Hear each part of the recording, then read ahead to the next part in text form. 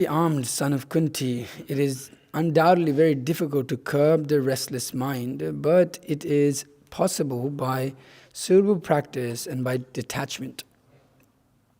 The difficulty of controlling the obstinate mind as expressed by Arjuna is accepted by the personality of Godhead, but at the same time he suggests that by practicing detachment it is possible. What is that practice? In the present age, no one can observe the strict rules and regulations of placing oneself in a sacred place, focusing the mind in the supersoul, restraining the senses and the mind, observing celibacy, remaining alone, etc. By the practice of Krishna consciousness, however, one engages in the 9 types of devotional service of the Lord. The first and foremost of such devotional engagement is hearing about Krishna. This is a very powerful transcendental method for purifying the mind of all misgivings. The more one hears about Krishna, the more one becomes enlightened and detached from everything that draws the mind away from Krishna. By detachment, the mind from activity is not devoted. By detaching the mind from activities not devoted to the Lord, one can very easily learn vairagya. Vairagya means detachment from matter and engagement of the mind in spirit. Impersonal spiritual detachment is more difficult than attaching the mind to the activities of Krishna. This is practical because by hearing about Krishna, one becomes automatically attached to the Supreme Spirit. This attachment is called pareshanubhava, spiritual satisfaction. It is just like the feeling of satisfaction a hungry man has for every morsel of food he eats. The more one eats while hungry, the more one feels satisfaction and strength. Similarly, by discharge of devotional service, one feels transcendental satisfaction as the mind becomes detached from material objectives. It is something like curing a disease by expert treatment and appropriate diet. Hearing of transcendental activities of the Lord Krishna is therefore expert treatment for the mad mind, and eating the foodstuff offered to Krishna is the appropriate diet for the suffering patient. This treatment is the process of Krishna consciousness. Om Jnanati Mirandasya Gyananjana Shalakaya Chakshur Unritamena Tasmai Shigirana Sri Chaitanya Manovishtam Stapitamena Bhutale Swayam Rupakadamayam Dadati Swapadantikam Vandeham Shri Guru Shitapatakamalum Shri Guru Vishnavamsha Shri Rupam Sagrajatam Sagana Raghunathan Vitam Tam Shajivam Sadhuitam Savaditam Parijana Sahitam Krishna Chaitanya Devam Shri Radha Krishna Padan Sagana Laita Shri Vishakan Vitamsha He Krishna Karunas in the Dinavantu Jagatapati Gopisha Gopika Kanta Radha Kanta Namasati Tapta Kanchana Gaurangi Radhe Vrindavaneshwari Bhishavanusute Devi Pranamami Haripriya Vanchakalpatarubhyascha Kripa Sindhubhya Evacha Patitanam Pavanebhyo Vaishnavibhyo Namo Namah. So, Namo Vishnu Padaya Krishna Prishtabhatali Shrimate Bhakti Vikasa Swamitana Namo Vishnu Padaya Krishna Prishtabhatali Shrimate Bhakti Vedanta Swamitana Namaste Saraswati Devi Gauravani Pracharni Nirvisesha Shunyavadi Paschatya Dishadhari Jai Shri Krishna Chaitanya Prabhu Nityananda Shri Advaita Gadadhara Shivasadi Gaura Bhaktivinoda Hare Krishna, Krishna Krishna, Hare Hare Hare Rama, Rama Rama, Hare Hare Jnanananda Mayam Deva Nirmal Spratikakritam Adharam Sarva Vidyanam Haigribam Pavasmahe Guru Vaishnava Bhagavan Tinera Smarana Hoy Vigna Vinashanana Yasha Hai Nija Vanchita Purana. Okay, so today I thought discussing this, some level of this was important because here, this particular section of the Bhagavad Gita teaches us completely how to control our mind. Anybody have a controlled mind? Anybody's mind already controlled? Feel? Who?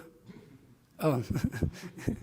Anyone else? Anyone feel controlled in their mind? You can, whatever you want, your mind won't take you in many places. You can just keep it still.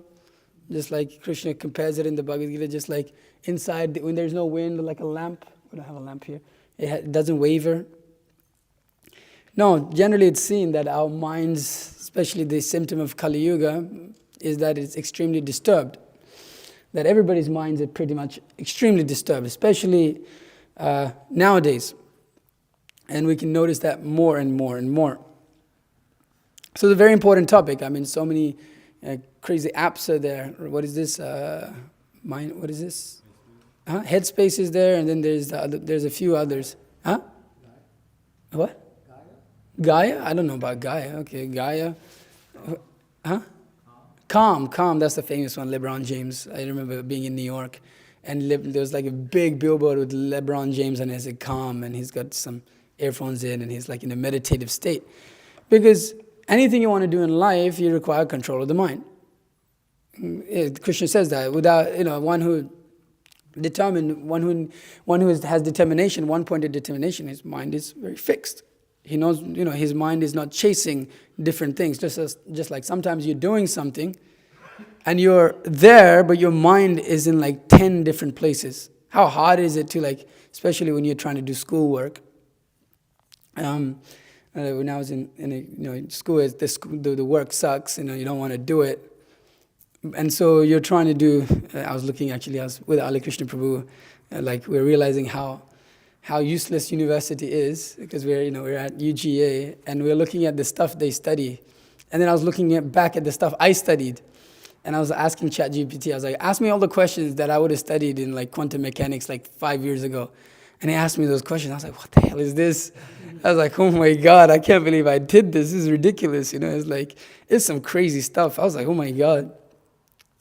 And I remember studying, and it was just you're trying to do it, but your mind doesn't want to do it. You just don't want to do it. You're forcing yourself to do it. But when the exam comes and you don't want to lose that $40,000 you paid for the year, then you're really focused. So the mind has a tendency to just take us places. And that's what Arjuna is saying here to Krishna. Oh, Krishna, this mind, it's harder than just the verse before. He says the mind is restless, turbulent, obstinate, and very strong. Oh, Krishna, and to subdue it, I think, is more difficult than controlling the wind. You can't control the wind, can you? It kind of puts into perspective the godlike nature of the mind, as the Srimad Bhagavatam says. So, the mind has the ability to overcome our intelligence, as Srila Prabhupada says here, that it sometimes overcomes intelligence, although the mind is supposed to be subservient to the intelligence. We know what to do. We know what is to be done most of the time in our life. We know that we shouldn't do this and we should do this, just like one who has some idea of what is healthy for him. He knows that he probably shouldn't eat certain things. So like a sick man, probably if you have a cold and you have a cough and you have mucus, you probably shouldn't be eating sweets. But the mind is so expert, it convinces you that it's fine to do it this time. It's so expert. The mind is such a cheater. And actually, a great philosopher says that. What's his name? The one who I think, therefore I am. Not Eckhart. No, Descartes. I think he said Eckhart. Descartes. Yeah, Descartes. Descartes says that Eckhart. Descartes, he says that this mind, it cheats me over and over and over again. I would never trust someone who sits next to me and it cheated me once. But I am so foolish that I trust this mind, which fools me again and again and again and again. Is it fool me once, shame on you? Fool me twice, what is that? What's the second? Shame on me. So, it's like, so it shows that, okay, the mind is so expert that it convinces us to do things that which not good for us. Because of the nature of it, the mind is very strong. It just wants something and you can't stop it. It's like, oh my God, sometimes even, for example, all of the devotees here, and for those who are trying to come into the platform of practicing Krishna consciousness, is very difficult. Sometimes you're chanting japa and you're thinking about things that you don't want to be thinking about. Things your mind get absorbed in that it's like, whoa, this is abominable. What the hell is this? For example, we're in UGA. You guys will like this. Maybe you won't like it. So we live in a house, and this is like college town. And next to us, there's a bunch of guys, and next door, there's a bunch of women. And every day, now the summers come around, they come out and sit in their bikinis out in their front porch. And we're like monks, like celibate monks. We're like, man, this is like a freaking movie right now. We're like, what are we doing here? This is crazy. So we're like, shut our windows. They see us, they're like sitting there, and we've got the window that faces that area. We're like, close it every time. And it's like, but the mind has the ability to, even though you close it, it still goes there. Even though now you're no longer seeing it, the mind still drags you. And then it drags you to so many different places away from what is actually beneficial for us. It drags you into things that's not good for you at all. So, Srila Prabhupada says, for a man in this world has to fight so many opposing elements, it is certainly very difficult to control the mind. It's so difficult because it's literally, the mind, particular function, it performs It accepts and rejects things. Yeah, thinking, feeling, willing are its qualities, you could say, or its properties, and accepting and rejecting is its function. It accepts which is like favorable in the sense that what is favorable for it is like what we find to be exciting and exuberating and sense gratification, basically. And it rejects that which is like, oh, boring. Oh, I just don't like that. So it rejects all of these things. And so, unfortunately, the world promotes everything that is practically bad for us. It's specifically illicit sex, drinking, going out, doing all of these things. You'll find your mind, when it wanders, it generally gets absorbed in some level of this sense gratification. You just like sometimes observe your mind. It just takes you into what? Into sense gratification. And amongst those, generally within these four, either illicit sex, intoxication, or such and such and such, the different experiences that we have, and each one of us have different attraction to according to where we were born and how we were brought up. So the mind, it's a very difficult world. If a man in the practical world has to fight so many opposing elements, we can sit here and say, oh, well, you just sit and you just meditate, you chant Hare Krishna, and then your mind will all come into equilibrium, and you won't think of anything material again, and that will be it. Yeah, if you're really absorbed. But for most of us, our experience has been, although we chant Hare Krishna, because of our inability to hear, Srila Bhakti, one of our great acharyas, Bhaktisiddhanta Saraswati Thakur, says, it's a very complicated little section, so I'll just try to simplify it a little bit. He says that between the mind and the tongue vibrates, the ear is envious, the tongue is envious. He mentions like that we're not able to hear, although we're vibrating the sound, because we're not actually absorbed. We're not able to actually, we're not able to actually hear the sound, because our mind, although we're vibrating the sound, it's just somewhere else. I've had that experience so much time. I'm chanting japa, but like, I'm in a whole different world. I'm not in Krishna consciousness right now. It's the last thing I'm doing. So Srila Prabhupada says that we have so many opposing elements for the man, for women, everybody. We all have our own level of difficulty that we face. So Arjuna is asking this question because it's a very important question. For whether one is a materialist in this material world, it's a very good question for them to ask, how to control the mind. Like LeBron James, is very important for him to control the mind, because if he doesn't, it's like he can't stay fit and healthy like he is. He's like 38, what is he, 38 or something? He's still playing with he's got an 18-year-old, 19-year-old that he's playing in the same games with now. It's like unheard of in NBA history or whatever. So he has to be able to control his mind. So it's a very important question Arjuna is asking. How does one do that? And Prabhupada says, artificially one may establish a mental equilibrium towards friend and enemy. But ultimately no worldly man can do so, for this is more difficult than controlling the raging wind. Some people go about like, okay, yeah, I have control of my mind. I can do it. There's no problem.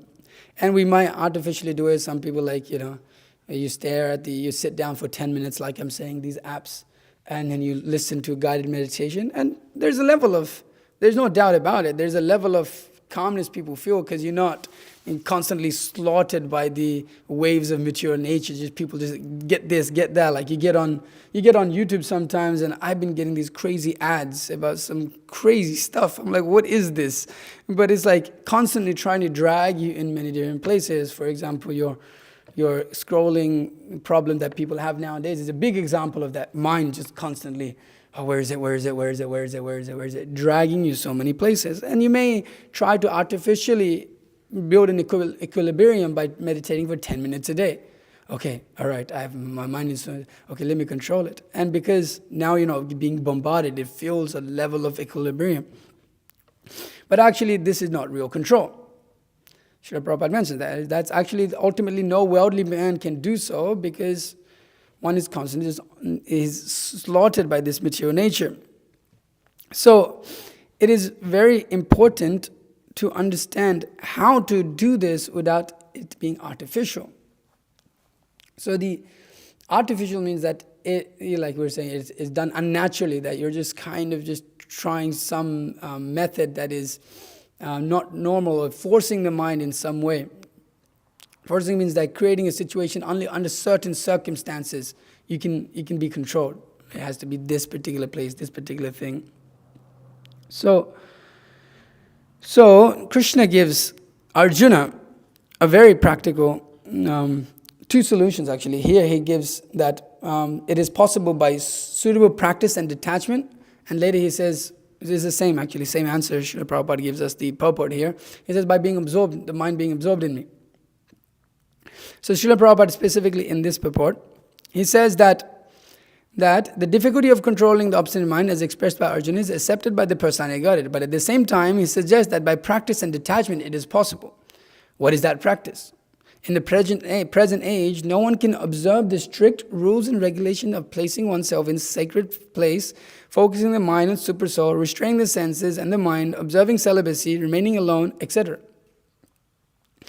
So it is done by practice and detachment. And Srila Prabhupada says, well, what was the practice previously to do that? If you look at the tradition of yoga, in which controlling the mind is practically the central aspect of it, being able to focus the mind on the Supreme Personality Godhead with the super soul within, it was particularly of going to the forest and sitting down and meditating, in which the atmosphere is very conducive for that. At the time it was. And it was particularly the suggested yoga of the age.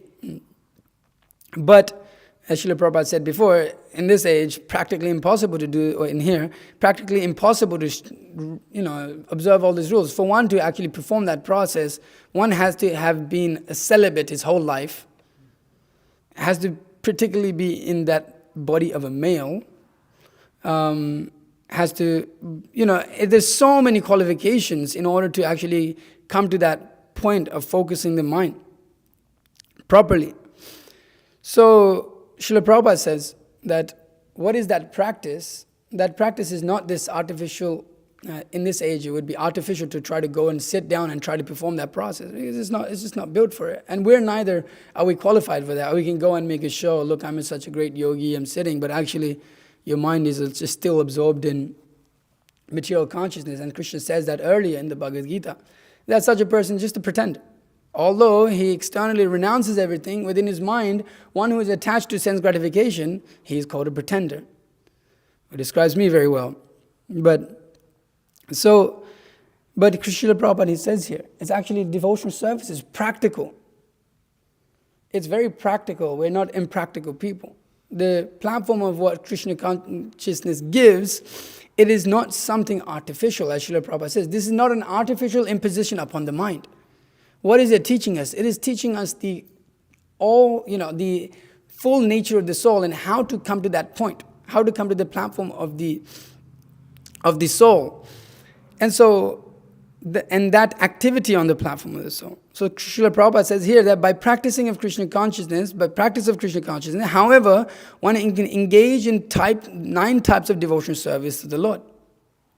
So one engages in different types of service. Specifically here being mentioned, Shravanam Kirtanam, which means hearing and chanting of the Lord, just like we're doing right now. Right now you're hearing, I'm chanting, or before you're all chanting also, along with the hearing. Vishnu Smaranam, as a result of hearing and chanting, you will get to remember Krishna.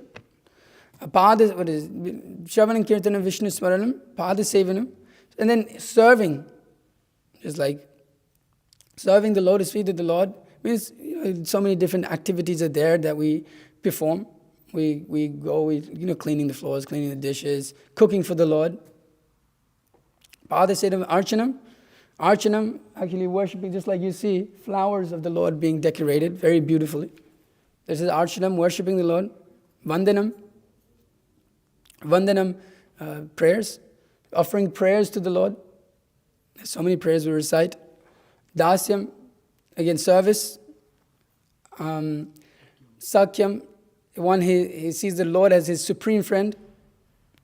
Suhrida Sarva Bhutanam, he's situated in the heart, the Lord is one's supreme friend. And then we have Atma Nivedanam. And one actually just gives his whole self, body, mind, words, everything to the Lord. So these are the 9 things that Srila Prabhupada mentions.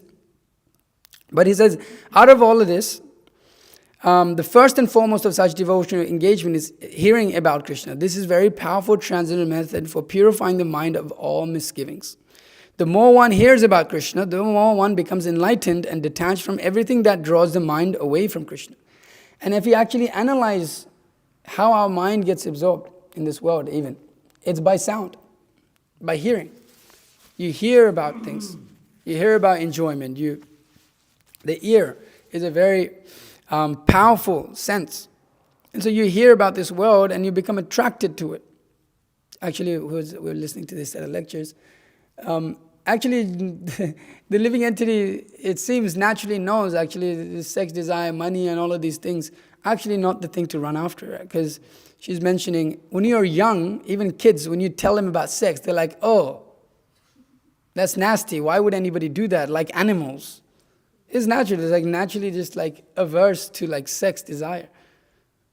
So the hearing aspects, we hear so many things to run after. That's the whole material world. It's just like, how has all of this, things come about? By hearing, oh, you should do this, you should do that, you should do this, you should do that, you should become this person, you should become that person.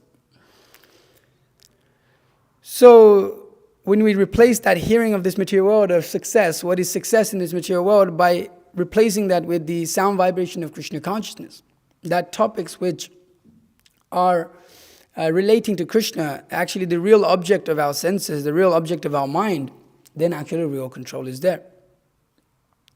Real control doesn't mean to just not think about anything, but actually means to think about the proper thing, to think about the proper goal of life, proper understanding of life. Ultimately, to think about the Supreme Personality of Godhead. So the more one hears about Krishna, the more one becomes enlightened and detached. By detaching the mind from activities not devoted to the Lord, one can very easily learn Vairagya. So from knowledge, when one hears about Krishna consciousness, when one reads Bhagavad Gita and hears about Krishna consciousness, knowledge arises. One understands. When Krishna teaches in the Bhagavad Gita, one understands how this material world works. One understands how oneself works. One understands karma, time, all of these different aspects. He gets knowledge from the Lord. By hearing about Krishna, one acquires knowledge as a result of it. As a byproduct, you could say even. One acquires knowledge of this world. And Krishna, is very directly explaining all of these things to Arjuna. And from that knowledge, a level of detachment arises from this material world. Great level. All of a sudden, oh, okay, there's no use to this material world. Actually, it's a useless place. Actually, you can't get anything. It's like everything you attain is lost. Krishna says, but in this path of spiritual life, of Krishna consciousness, there is no loss and diminution. But on material life, you don't get the temporary and you don't get the eternal. But in Krishna consciousness, you get everything that you ever wanted, actually. So when one hears Krishna consciousness, it's not just, for example, some people say, okay, hearing about Krishna consciousness, just hear about only Krishna's pastimes. Is that the way to hear about Krishna consciousness? Actually, Bhaktisiddhanta Saraswati Thakur relates that, no, we should understand all of these intricacies that Krishna is teaching us. This is Krishna consciousness. It's not just hearing about, Krishna has so many pastimes. Krishna performs many beautiful pastimes in which to attract the living entity, to attract his devotees, he himself just for pleasure. And they're very nice. You'll see all of these different nice paintings that are here. Very nice. They're very attractive. And they attract the mind. The Supreme Personality Godhead attracts our mind. Krishna means all attractive. He's very beautiful. He's God, not some old man who's attracted to the old man with a beard. God is beautiful. God is very beautiful. So he's very attractive, and his pastimes, everything he does is very, very, very attractive. But unfortunately, if we don't have a proper understanding of that, a proper understanding of what is matter, what is spiritual, then we'll make it mundane. Then we'll think it's just it's just some story. Like you watch so many movies and you have so many love stories and all of these things. You'll think, Krishna's pastimes is just like that. And then actually it won't have proper effect. Then what is that? Diseased man is taking medicine. Why isn't he getting better? Because he's not taking the medicine. So how should one hear about Krishna? One should hear about Krishna from the devotees of the Lord. They will be able to give us the medicine with proper doses, and the proper medicine itself. how to regulate it. Just because you're sick and you got to take a particular type of medicine doesn't mean you gulp down the whole bottle. And there's direction, labels, what time you should take it, how you should take it. So this Krishna conscious katha, the hearing about Krishna, is the medicine to all our problems actually, to control the mind. So by hearing about Krishna consciousness, by understanding what Krishna is teaching in the Bhagavad Gita, one starts to develop detachment from this material world. Srila Prabhupada continues here. By detaching the mind from activities not devoted to the Lord, one can easily learn vairagya. Vairagya means detachment from matter and engagement of the mind and spirit. Impersonal spiritual detachment is more difficult than attaching the mind to the activities of Krishna. So we become detached, but generally our idea of detachment is what? A Buddhist goes into some thing and sits there and meditates, doesn't talk to anyone, doesn't own anything, is very detached from the world, away, some forest, something. But then you see the devotees, they have everything. What kind of detachment do you have? It's like you got a saffron cloth on, you've got a MacBook Pro, and we saw your cars out there. They're like big vehicles, they look expensive. And if you walk, it's just, we have so many things. Like, well, what is that detachment? This is a whole different level of detachment than anyone can understand. This right here, by detaching the mind from activities not devoted to the Lord. So Srila Prabhupada says, detachment, vairagya means detachment from matter, engagement of mind and spirit.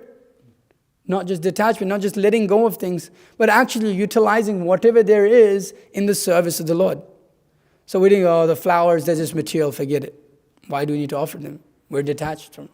That's you can get attached to a flower, and you can get attached to so many things in this world. But you see, utilization, yukta vairagya, this is called. Utilization of that which is seemingly material in Krishna consciousness. But actually, Srila Prabhupada explains that rose is only material as long as you see it as in trying to enjoy for yourself. Actually, because Daivi is Shagunamayi, actually it's divine. But because you're seeing it as enjoyment for yourself, it becomes material. Actually, Srila Prabhupada said, we create Maya. We create the illusion. We create the separation between God and us by trying to enjoy separately from God. And then the mind becomes, it's material. Then so many things, absorbed in so many things and uncontrolled. This is an uncontrolled mind. Where you see that engagement of the mind in spirit. Engagement in the mind is higher than the senses, so it controls the senses. So taking that same flower which you would try to enjoy for yourself and offering it to the Lord, it's very simple.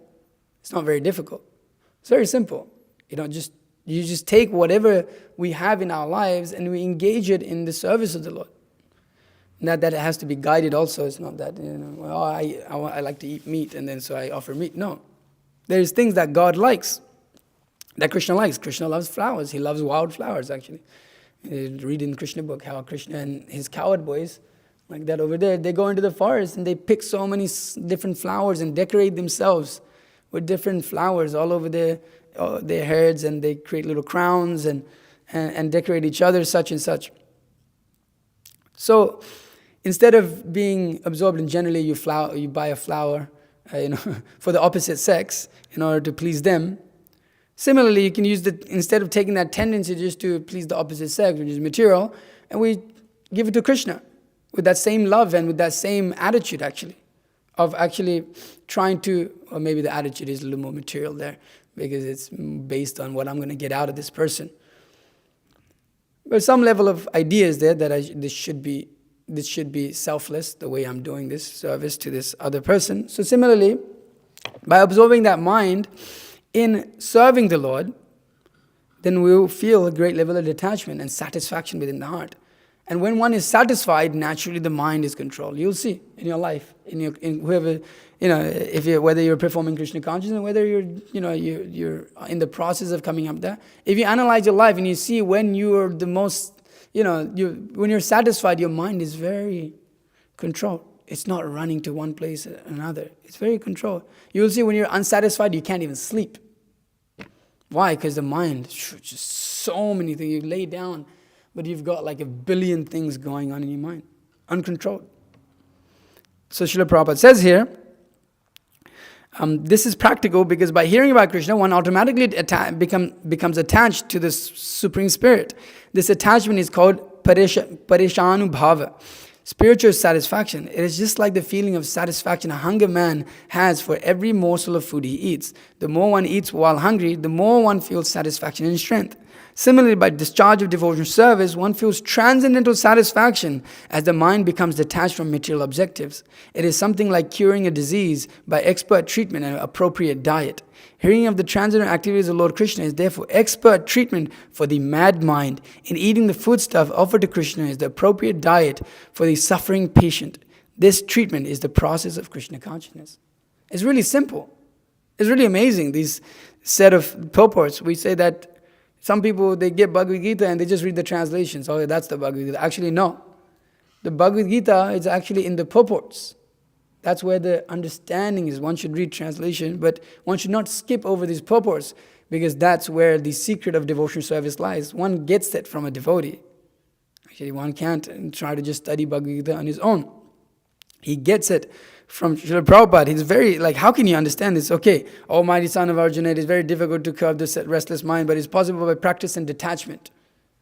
And it says so many ideas, conceptions you can have, but Srila Prabhupada makes it very clear. That simply by absorbing, what does it do? It's just like the feeling of satisfying a hungry man it's just like the feeling of satisfaction a hungry man has for every morsel of food he eats. When you're hungry and you eat every bite, it's like, wow, it nourishes your body. It takes your hunger away. Similarly, Srila Prabhupada is analyzing that, saying, when you take this Krishna consciousness, when you hear about Krishna and you engage in eating Krishna Prasadam, honoring Krishna Prasadam, it is just like one becomes, satisfied in spiritual life, and one's hunger, one's desire for material life goes away. That hunger that's burning. And if you analyze it the other way, the more you try to engage your mind in material things, it doesn't satisfy the hunger. The mind is all unlimitedly, it's like Krishna says, the lust, it burns like fire. It's like putting fuel onto the fire. The more you meditate upon material desire, the more uncontrolled it becomes, and there's this unlimited amounts. It just goes and goes and goes. But when you perform devotional service, it becomes it's very satisfied. It's like, sometimes you'll get that. And this is done when one performs service. When one performs devotional service, this is called samadhi, as we read about in the 6th chapter also, a little bit earlier. One becomes absorbed in samadhi, and Srila Prabhupada gives purport to that also. When one becomes absorbed in devotional service, there's a samadhi state one can actually experience. And it's not something far out that one has to wait hundreds of years or 10 years or 15 years to actually experience. Well, those who have performed devotional service, if you're just there and performing the service, you get into this, some people call it like the flow state or whatever, in which the mind, there's no other thing but that focus upon devotional service. And a lot of devotees say that you have to get that experience. I was saying that a week ago or so. You have to get that experience of performing intense devotional service in which you start to actually control the mind. And the mind is just, you've got it. It's like you've got it in control and you're just full steam ahead. There's nothing to stop you. You'll realize that when you just let the mind get out of the way and tell it, hell no, just get out of my way. I'm doing this. Then it's very easy. Then life is very ecstatic. You experience a lot of just what Krishna consciousness actually is. You have that experience. So, for example, like cooking for Krishna or cleaning for Krishna. Even if it means some, looking at people say, well, cleaning the bathrooms, that's a very low thing. But if you get absorbed in how this is service to Krishna, you feel great satisfaction.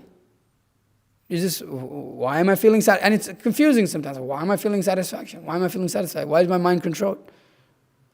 When you cook for the Lord, it's like one devotee was saying that sometimes they would just cook for 3 days straight. It's like, what the hell, how can somebody cook for 3 days straight? You're not getting paid. At the end of it, especially when devotional service is not it's like he performs some service, here's some money. No, it's not motivated with any of this at all. So we perform service for the sake of pleasing the Lord. And devotees describe how sometimes they're just cooking for like 3 days straight. How do you do that? Sometimes we have the experience. You're cooking for 12, 13 hours. You don't even realize 12, 13 hours have gone by. You don't realize it. So this is expert. This is practical. One just engages in devotional service. Chanting sometimes can be very difficult. I've had the same experience. Sometimes my mind is dragged to so many places when I'm chanting. So I have to put the beads down. I need to do some service.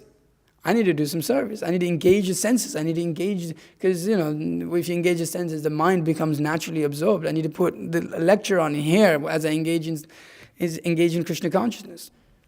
So by doing this more and more, our attraction for the Lord is again awakened. There's nothing to be gained, actually. It's already there, but it's to be uncovered.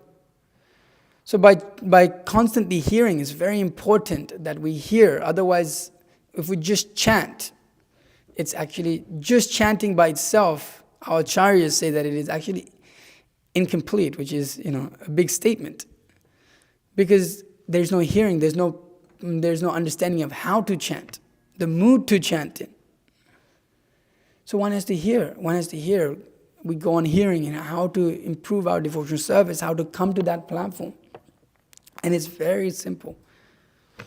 So by hearing about the Lord and engaging in service and taking that foodstuff exclusively, only taking food that is offered to Krishna and cooked by devotees for Krishna, one starts to completely change the whole mind and how he works, he changes what he hears. That's what Krishna consciousness is. It's a lifestyle. This is not some faith that every Sunday and then you go out. No, it's like a day in, day out, every second, every moment, 24 hours a day, every day of the year, your whole life. It's a lot, you could say, in one sense. But at the same time, there's nothing else to do, actually. There's nothing else to do. As Krishna says in the Bhagavad Gita at the end of it to Arjuna, hey Arjuna, look, you can go and fight if you want. I mean, you can go run away if you want, but at the end of it, you're a warrior, you're going to fight. So at some point, we have to take this Krishna consciousness up, or, otherwise it's a cycle of, birth, death, old age, disease, punarapi jananam, punarapi mananam. We're just going into different cycles of life. Better to just do it in this life. Take the austerity, take the little bit of difficulty that there is in practicing Krishna consciousness. There is difficulty. It's not easy in the sense that we have to control ourselves. But by doing it, we attain the supreme destination. And every step and every word is a dance, actually. If you're absorbed in Krishna consciousness, there's no dull moment. At least at Krishna life, we say there's no dull moment. There's no dull moment in Krishna consciousness. It's ecstatic. That's what you're looking for. So this is the expert treatment for the mind. This is it. Not your Calm app, not your, what is this? What are the other ones? Calm, and then there's the, what was the one I said before? Headspace. That's a really famous one, Headspace. So none of these things, they're not the solutions. They're artificial means of controlling the mind. But this right here is the ultimate treatment. And it's like so much guidance is there in how to get to that point of becoming completely free from this disease of material existence. And then you no longer suffer in this world. It's a constant absorption of Krishna consciousness, fully Krishna conscious. One can do that. It is fully available in this life for us to do that. Don't waste this human form of life doing so many useless things. We watch all of these students, intelligent people of society, just uselessly wasting their life studying how a freaking plant or how a bee moves. It's like, it's like, what the hell is like PhD in how the queen bee functions and how our society functions. What the hell does that have to do with you? What a waste of time. People are absorbed in wasting time, wasting, not understanding the valuable human form of life. It's crazy. It's actually this society is of craziness. We do so many useless things. I realize that. And you just get a job in order to have a house, and you have the house in order to work a job, and then you use the job to pay off your car that drives you to work, and then once in a while you get to use a little bit of that money for vacation. It's like, what kind of society is this? Therefore, live simply. Live simply. You don't need much. You don't need much. As this year's election we're hearing, if you just look at people lived very simply in the past, there's no problem. There's some guy, she was saying that is in Vrindavan in India. This is some time ago in 70s. Man, he just had another towel to his name, and there was a, little what is that? A faucet. He just take a shower, change into his other towel. That's it. That's just how that's how he lives his life. He goes and begs a little food, and he has enough to eat, has enough to clothe himself, and the rest of the time, what he's doing is just chanting. And Vrindavan generally sadhus, they chant and they're absorbed in hearing about Krishna and such and such. Actually, then you'll be satisfied. Right now, because you're unsatisfied, you want so many things. Oh, I need this car, I need this house, and okay, just chill out, have a few sets of clothes. This Mataji was saying, at least when she was living as a brahmachari, just had one suitcase to her name, that was it. It's like us, for us also. It's like I can pack everything I need in my life in like 5 minutes. That's it. It's like sometimes it's like that Vishnu Chitta Prabhu is like, all right, you need to go to California right now. What? Okay. In like 2 seconds, like, all right, we're ready, let's go. It's like you didn't pack. I have heard people that are like, oh, I can't come today. I gotta pack. I was like, bro, you're leaving like next week. It's like, yeah, I gotta really pack from the. What do you need? Like, damn, but for us, it's like you need like, what do we have? We have like 3 sets of clothes and that's it. That's all you need, actually. There's not much in you. But because of the artificial way of life we live, we're not satisfied. The mind is not satisfied. Then you need so many things. So by taking up Krishna consciousness, Vairagya Vidya Nija Bhakti Yoga, one develops detachment. The mind becomes detached from things, understanding these won't give me happiness. He simplifies his life. Simplify. And then uses that time that he has in absorbing in Krishna consciousness. It is possible. Oh, I get to end, right? It is possible to chant 16 rounds. It is possible. For those who think it's not possible, it's possible. I tell people, oh man, I can't do 2 hours. How much time you spend on your phone? Give me that phone. Give me that phone. Let me see that. Immediately, it's like 4 hours. You wasted 4 hours. What did you do? Nothing. You absolutely nothing. You have 4 hours. You can chant 16 rounds. You can read for an hour, and you can come and sit in kirtan for an hour. You have that much time in your life, actually. It just takes utilizing it properly. But that requires hearing. So this is what this place is for. This is why we've built this place, so you can come and hear about Krishna without disturbance. Nobody's asking you, okay, every session you come, you give me $60. You give me, every time you talk to some of the women or the men about Krishna consciousness, it's like a therapy session, so, give me $200. It really is like that. Sometimes it's like a therapy session. It's like thinking about your life. But it's available freely. So only those who are intelligent, Sumedha Sahib, one who has actually real intelligence, can actually realize what is diamonds and take it up. So take it up. Don't waste time. Make your life successful. Control your mind. This is the real process. Nothing else in this world will satisfy us. Okay, I better end there. Oh, yeah, let me finish off by saying this. And it begins with chanting Hare Krishna every day. Like I'm saying, 16 rounds is possible. So just do it. Don't be mental about it. Just do it. That's all. Okay, is there any questions or comments? Is there anything that people would like to ask? Anything practical? Or I guess you can ask impractical things too.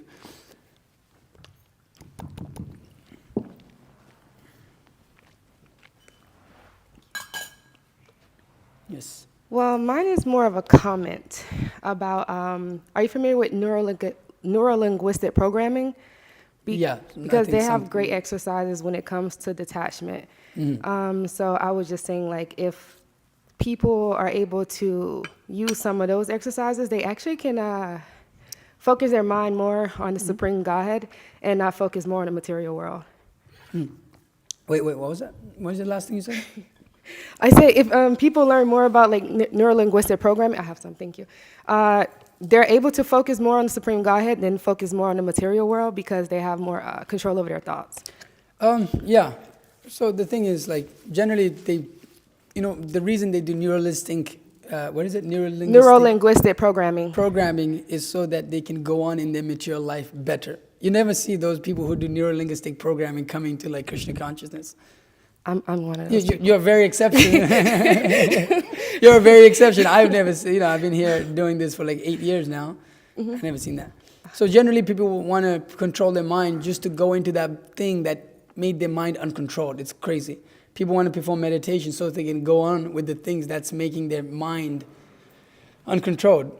Yeah. So it is the reason Srila Prabhupada says this the neuro-linguistic programming is an artificial process because it is not intrinsic to the soul, because it's the body, it's the mind. Mind is is a material instrument. The brain is particularly material instrument. So better to just go to access the source directly, that which actually fixes everything. For example, you may be detached from certain things, but then without the knowledge of Krishna consciousness, you won't be detached from death. You can't understand that, because neurolinguistic programming only gets you to a certain point. Mm-hmm. So Krishna consciousness gives the ultimate solution. So it's important to understand that there may be these things by which, there's definitely means by which one can make the mind more controlled, but that doesn't particularly lead to spiritual advancement. Well, one more comment. Yeah. I believe that if one uses those things and consider the Maslow's pyramid of needs, and they're able to conquer like their lower levels of pyramid of needs, they can actually get better to the self-actualization part of it, and then they can focus more on spiritual needs. Yeah, I've heard that a lot, but I've never seen it. But because Krishna is giving perfect knowledge, and by which, it doesn't divert one away. You'll see most people that do that, they're diverted away from spiritual life. They just control their mind enough to go on with their material activity. You'll see that. I've met many of these people that do these sort of things.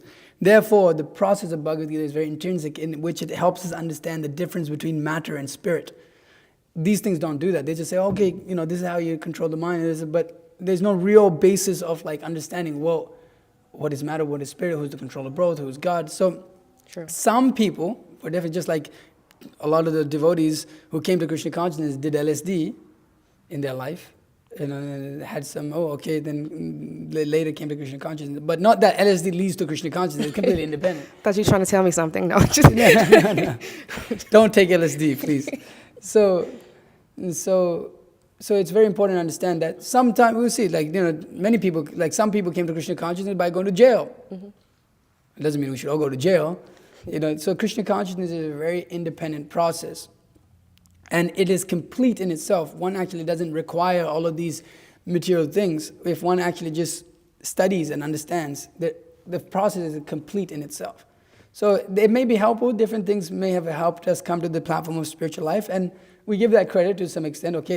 But ultimately, we have to give those things up and take up the eternal process, because those are temporary processes. What works now won't work 10 years later, then they have to change it. But Krishna consciousness is as it is, as it was, it will always be the same, because it's discussing the nature of the soul. It's very important to distinguish, I came to Krishna consciousness like this, but not that is what leads to Krishna consciousness. It was particularly Krishna somehow or other inspired me within my heart, and by the mercy of the devotees around us, we got a book somehow, and then you ended up here. That's how you really came to Krishna consciousness. Somehow there was a place that you could go and learn about Krishna consciousness, and there was the natural inquisitive nature that came about. So it's very important to understand just that basic, and then come to chanting and realizing these things. I get that. All right, thank you so much. Is there any other questions over there on that side? No? Naveen, you have a question?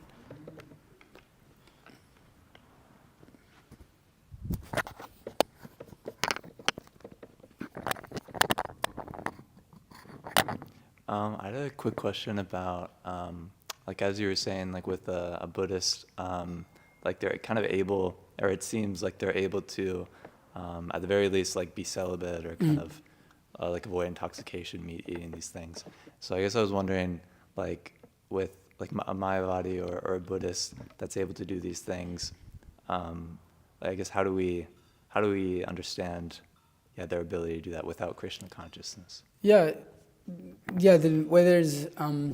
They have a level of practice, and their practices definitely help that. For example, celibacy, because they're not particularly absorbed. Those who are real Mayavadis and Buddhists, they're not particularly absorbed in material. Material activity means they're not out in the world really trying to exercise their desire. And so that's a big thing in Buddhism and Mayavad, that you restrain your desire. So to extent that just by doing that, you do get a level of control. And that is level of practice and detachment.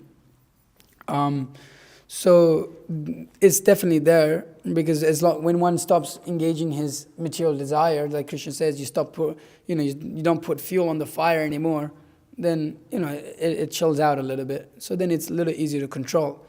The Mayavadis are very self-controlled, at least the strict ones. Shivananda, he writes a whole brahmachari book, and it's like wild the level of like control they have. Because there's some level of Vedic process, but also, they understand. They've studied the nature of material life. Now they don't understand the nature of spiritual, but they've neti, negation, not this, not that. So by a level of intelligence, they have concluded that this world is not the thing to enjoy in. But then you'll see that a lot of them, they also fall right back into it, because it's mentioned because the soul doesn't have the positive engagement, it's just some detachment, artificial detachment from this world, and it doesn't have it's not attached to activities of Krishna. Then again, it falls back into materialistic relationships and coming back into this world and exercising that desire. We see that a lot, actually. Just recently there was some Buddhist on YouTube. He was like 2 weeks ago. He posted a video. Who's this guy? Streamer Kai? Anybody know? Everyone know? Kai? You know that? You guys know who that is? Yeah, he's like famous. Yeah, he's like super famous. He's from Atlanta. Yeah, they're in Atlanta. He's in Atlanta. Yeah. So he had some video call with this Kai guy, who was a big guy, and then a week later, he's no longer a Buddhist, no longer a monk, and he's like, and then somebody asked him, why are you not a monk? Well, I should not discuss that. Why do I need to discuss that? But generally means that, you became too attracted to material life again. And while before, 2 weeks ago, he was talking about, so many things of detachment and telling Kai how you should be detached and all of these things.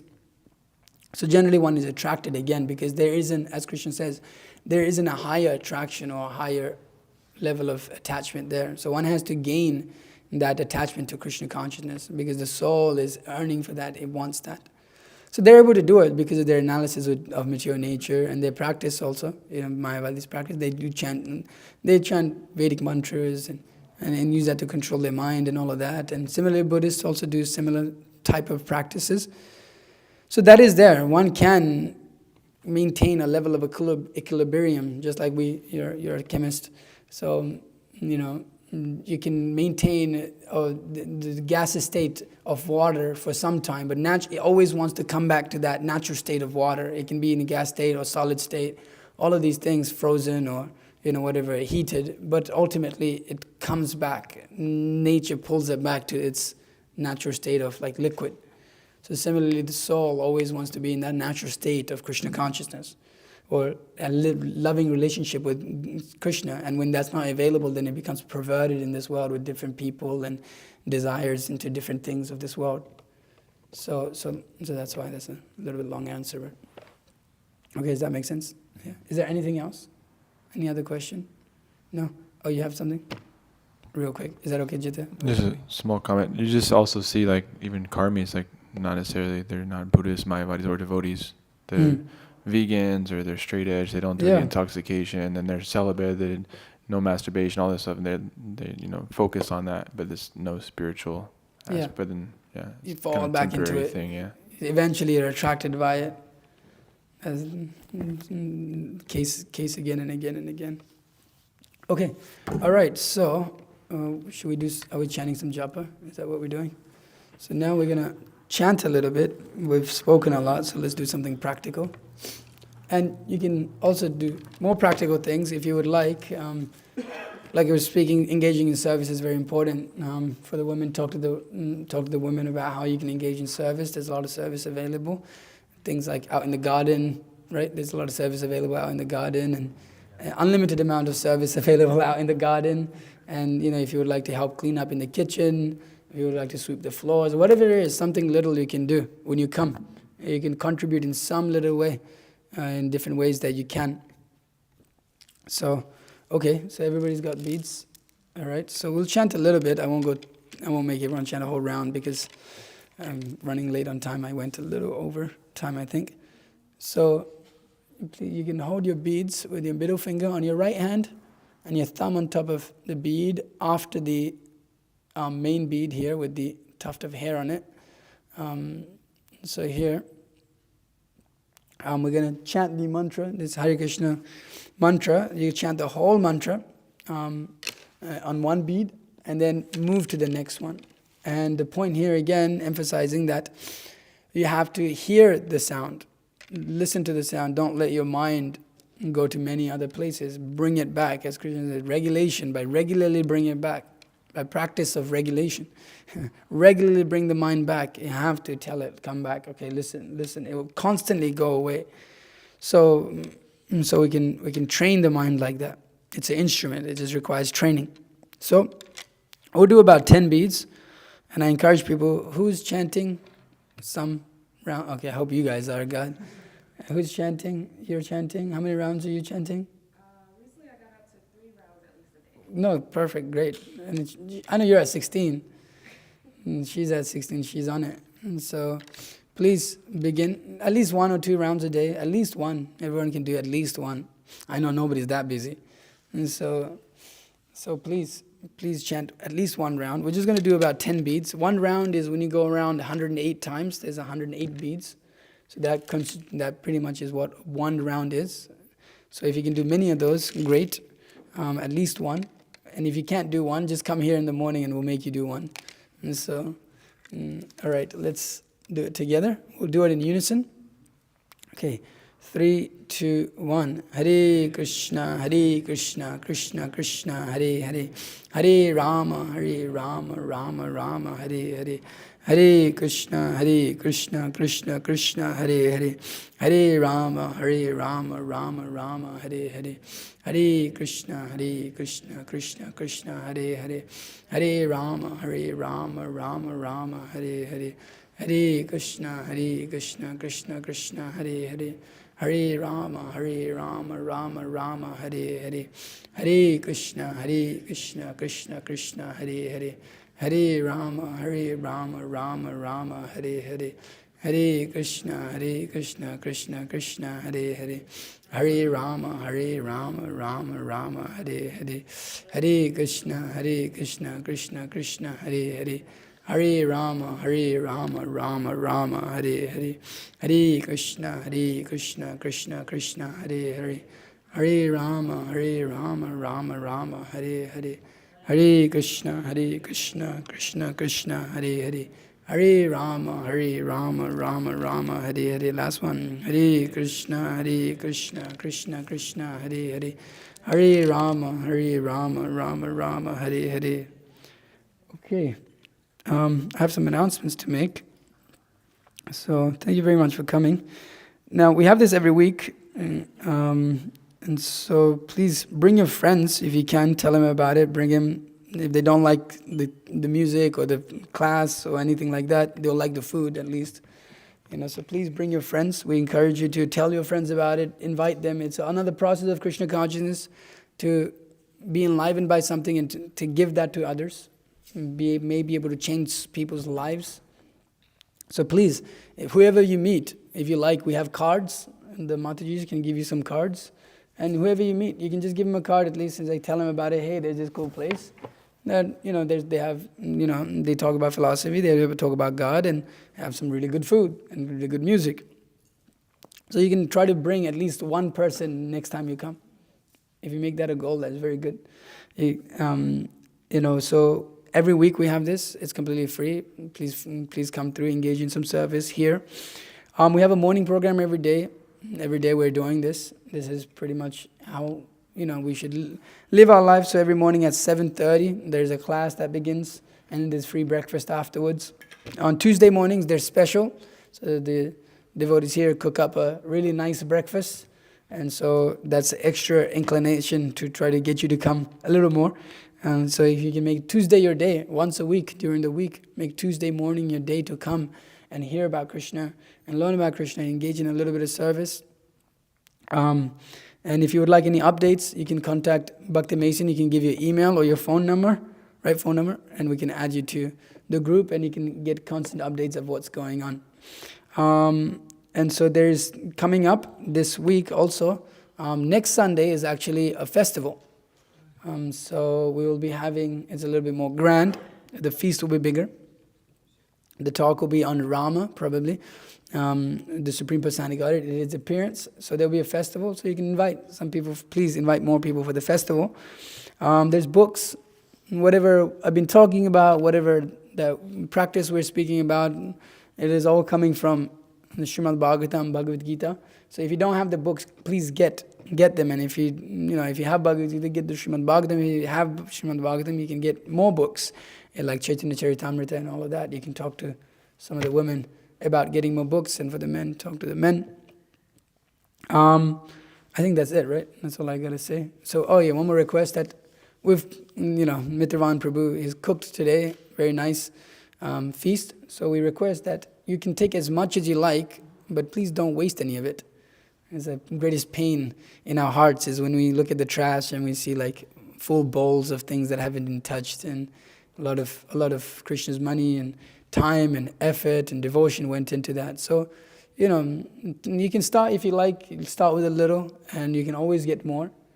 Just don't waste. We'll always give you more, no problem. So, but we just request, please don't waste. All right. Thank you very much. Now we're gonna do kirtan. We're gonna do a little bit of more kirtan. You want me to say? Okay, we're gonna do a little bit more kirtan, and then we'll go downstairs, and everyone can sit together and speak about Krishna and take a lot of prasadam. All right, Hare Krishna.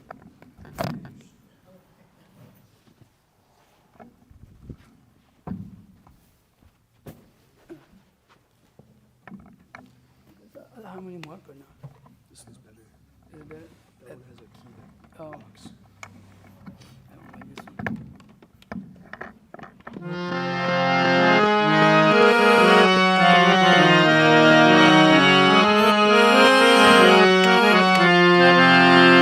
Hare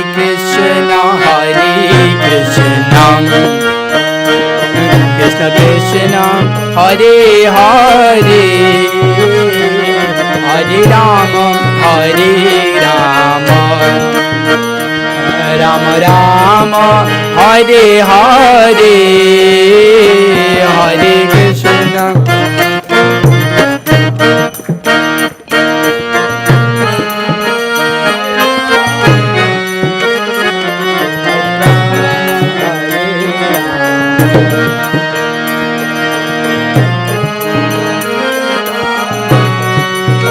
Hare Krishna,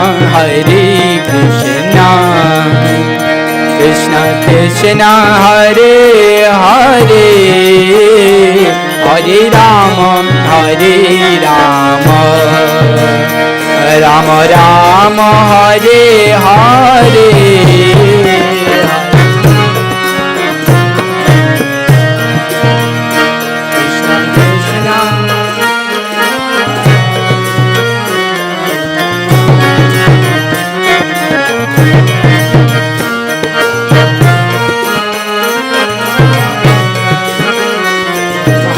Krishna, Hare Krishna, Krishna Krishna, Hare Hare, Hare Rama,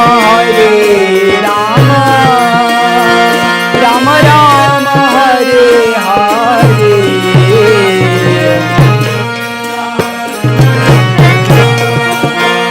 Krishna Krishna, Hare Hare.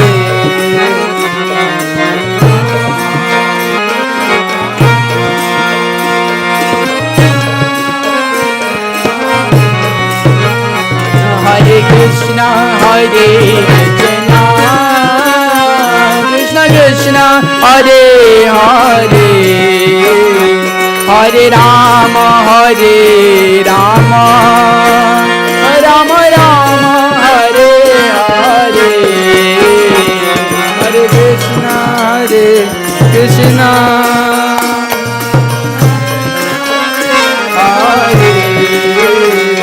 Hare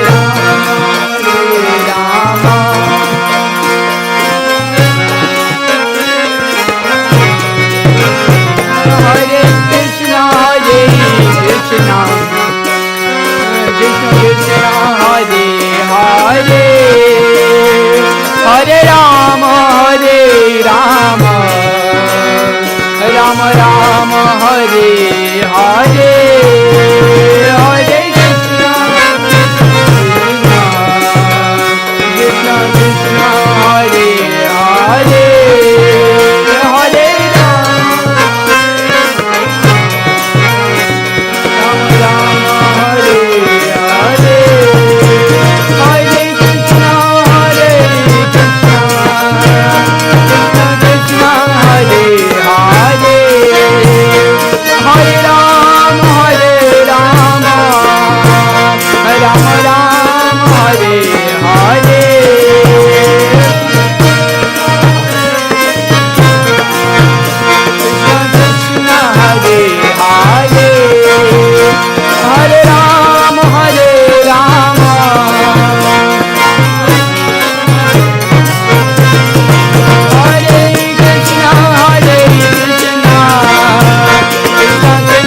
Hare Hare, Hare Rama, Hare Rama, Rama Rama, Hare Hare, Hare Krishna, Hare Hare, Hare Rama, Hare Rama, Hare Krishna, Krishna Krishna, Hare Hare.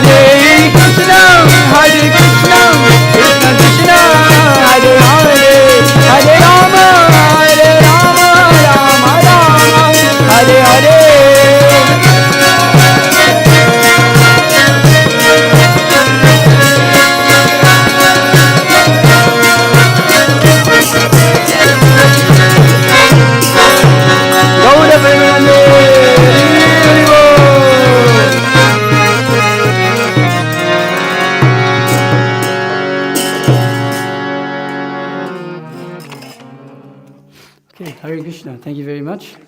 So see you downstairs.